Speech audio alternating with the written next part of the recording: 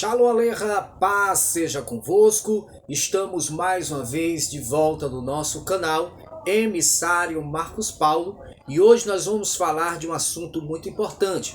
Já temos falado sobre a comunidade, a primeira comunidade, a Kehilá, aquela primeira congregação com os nossos irmãos Yehudim, judeus do primeiro século, que creram em Yeshua como seu Mashiach, o seu Messias, o seu ungido, e que essa congregação ela cresceu adentrando ali os gentios, conhecidos como os Goim, né, em hebraico. E o primeiro foi Cornélio e toda a sua família, seus servos, se converteram ao Deus de Israel e também para guardar as 7 leis de Noé, como nós já temos falado aqui no nosso canal. E hoje nós vamos falar sobre Israel e a Kehilá. Ou seja, nós conhecemos e todos conhecem como igreja, né? A palavra igreja, ela quer dizer eclésia, não é? Então é um termo já grego, mas a forma que está nas escrituras hebraicas é chamada de Kehilá, que quer dizer congregação ou comunidade. Para quem não sabe, eu sou professor de hebraico e eu tenho aqui o Novo Testamento em hebraico. Você pode ver aí, né? Tá aí as letras hebraicas. Então nós temos originais aqui nas nossas mãos para nós lermos as passagens do Novo Testamento, conhecido no hebraico como Brit Hadashah, né? Pacto, uma nova aliança, né? Constituída com Yeshua e todos os seus talmidim, seus apóstolos, e com essa Kehilá do primeiro século, que iniciou-se com os judeus, né? E hoje nós vamos falar sobre Israel e a Kehilá, né? Ou seja, são dois povos. Será se a Kehilá, né, que é conhecida hoje como igreja, e nós temos Israel, as 12 tribos, o povo de Israel, os judeus, são dois povos diferentes, são dois povos separados. Então a resposta já é absolutamente que não. Então o judaísmo, naquela época, o judaísmo nos tempos de Yeshua, né, a gente sabe, se nós fôssemos perguntar a religião de Yeshua, de Jesus hoje, qual era a religião de Jesus? Você sabe qual era a religião de Jesus? A religião de Jesus era o judaísmo. Nós falamos essa palavra religião, mas na verdade naquela época não havia essa conhecimento sobre uma religião. A palavra religião quer dizer no grego religare, né? Ou seja, se ligar a alguma coisa, né? Mas o que naquela época era o judaísmo que nós chamamos, judaísmo raiz, né? Quando fala de judaísmo, está falando de Judá, ou seja, do filho de Jacó, Judá. Então, dos filhos de Jacó, desse filho de Jacó, chamado Yehudá em hebraico, Judá, veio a palavra judaísmo, né? Ou seja, aqueles que faziam parte da comunidade judaica de Israel. Então aquela comunidade do primeiro século, ali nos dias de Yeshua, né? Yeshua era um judeu, e Yeshua, ele ia para a sua sinagoga todo Shabat, ele estava lá na sua sinagoga, ele também participava de todas as festas, né? A gente vê isso no Novo Testamento, que todas as festas Yeshua estava lá presente, celebrando a festa como um judeu, como ele e todos os judeus faziam, né? Procuravam agradar a Deus com aquilo que Deus colocou na Torá, que os mandamentos seriam perpétuos, ou seja, que não acabariam, né? Não tem aquilo uma validade, os mandamentos de Deus, e dizer que os mandamentos de Deus agora acabaram, né? Agora Deus entregou uma coisa nova aí. Não. Naquela época, Yeshua, ele mesmo disse lá em Mateus capítulo 5, versículo 17, ele diz: não vim abolir a lei, nem a passagem dos profetas, mas vim o quê? Cumprir. Ou seja, ele era o cumprimento de todas as profecias dos profetas, e como judeu, e como Mashiach, porque o Mashiach, ele cumpre Torá. O Mashiach, ele obedece os mandamentos do Eterno. Aquilo que foi estabelecido desde lá do Sinai, Mashiach também está para cumprir os mandamentos. Ou seja, ele não está fora porque ele é o Mashiach, porque ele é ungido. Pelo contrário, Mashiach, ele é o exemplo para toda a casa de Israel de cumprir as mitzvot. A palavra mandamento em hebraico é mitzvot. E o que significa mitzvot? Significa conexão.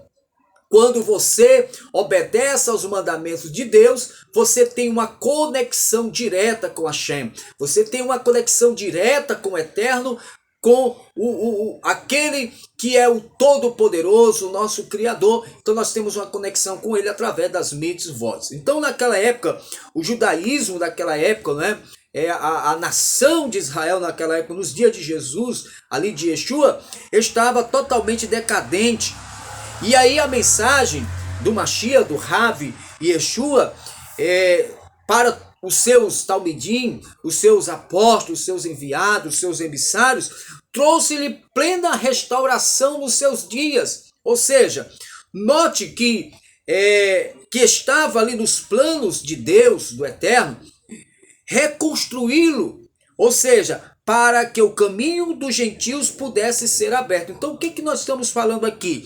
Nós estamos falando de uma profecia que o Eterno falou lá em Amós. Vamos ler aqui em Amós capítulo 9, no versículo Amós capítulo 9, versículo 11, que diz assim: naquele dia levantarei a cabana arruinada de Davi.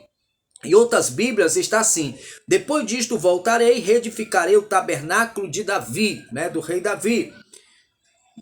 Repararei as suas brechas, levantarei as suas ruínas e a reconstruirei como nos dias antigos. Ou seja, lá em Atos dos Apóstolos, no capítulo 15, versículo 16 ao 18, nós temos o versículo dizendo assim: o cumprimento dessa profecia do profeta Amós, né? No cumprimento aqui em Atos dos Apóstolos, capítulo 15, versículo 16 e 18, diz: depois disto voltarei e reedificarei o tabernáculo de Davi, que está caído.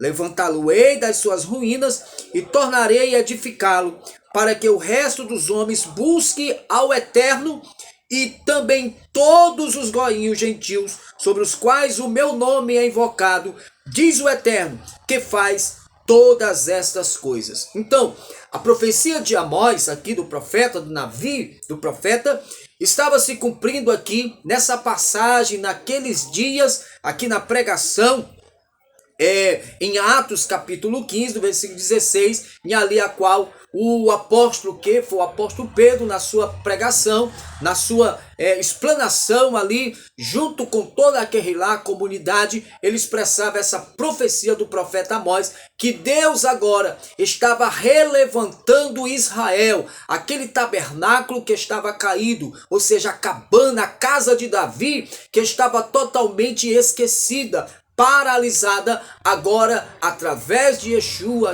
HaMashiach, através do Mashiach e Yeshua, essa casa de Israel, a tribo de Yehudá, de Judá, estava se erguendo outra vez através de Yeshua. Então, no Mashiach, o tabernáculo foi restaurado.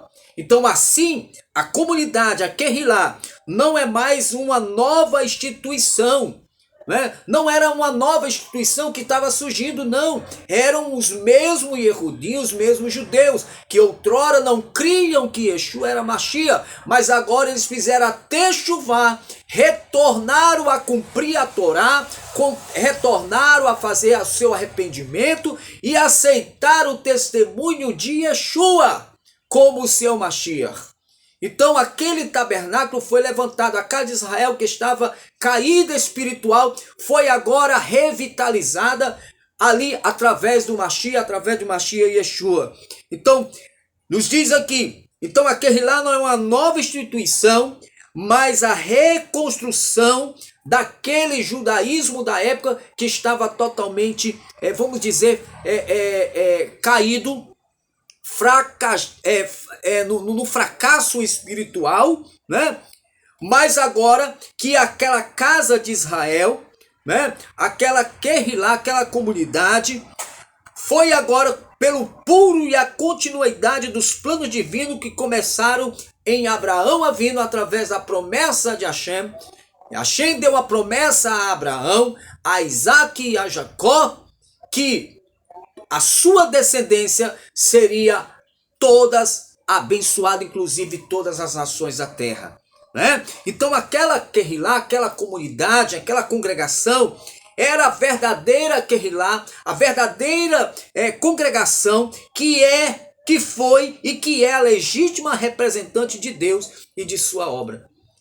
Então é importante o sistema levítico ou arônico para expiação do pecado teve cumprimento pleno com o sacrifício real e definitivo de Yeshua, o verdadeiro cordeiro que tirou o pecado do mundo. Ou seja, o sacerdote que passou a vigorar a partir da cruz é o de Melquisedeque, no qual foi Yeshua constituído sumo sacerdote. Então, na vinda de Yeshua como rei, né? Porque Yeshua, ele está oculto, ele se ocultou, mas ele vai na sua vinda, né? Para estabelecer o reino na terra. Inclusive, nós vamos falar sobre outro assunto. Eu vou gravar outro assunto falando que o trono de Deus está no céu e que o trono do Mashiach é na terra. É interessante quando nós, na visão de Estevão, vamos aqui para Lucas, né? Lucas, quando tem ali aquela visão, que ele está sendo apedrejado, ele diz que vê os céus abertos, né? Vamos ver aqui Atos capítulo 7. Vamos ver, diz assim: ao ouvir tais palavras, capítulo 7, versículo 54. Ao ouvir tais palavras, esbravejaram de raiva e rangiam os dentes contra ele. Contra quem? Estevão. Mas cheio do Espírito Santo, Estevão fitou o céu e viu a glória de Deus, e Yeshua de pé à direita de Deus. Yeshua estava de pé à direita do Pai, à direita do seu Pai. Então veja só que o trono do Eterno é aonde? Nos céus. Mas o trono do Mashiach é na terra. Nós vemos isto numa profecia que Deus fez a Salomão. Yeshua é descendente de Davi e é descendente de Salomão. Né?